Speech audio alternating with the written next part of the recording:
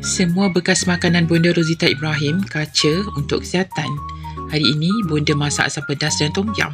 Tunjuk periuk kesayangan. Semua bekas-bekas Bonda adalah kaca untuk kesihatan. Dan Bonda buat asam pedas hari ini dengan tom yum.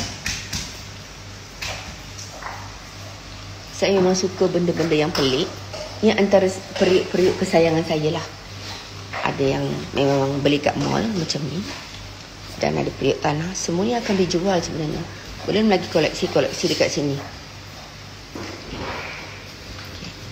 Saya sangat suka-suka punya mangkuk. Ni nak buat asam pedas dengan tom yum hari ni. Biasanya kalau saya buat tom yum, saya akan pastikan cili api tu saya masak sekali. Tapi ni asam pedas, sorry. Saya tak suka pedas sangat. Tapi cili api tu saya gunakan untuk pemedas. Yang ini saya gunakan cili kering. Tapi cili kering yang jenis besar. Ni saya nak buat tom yum.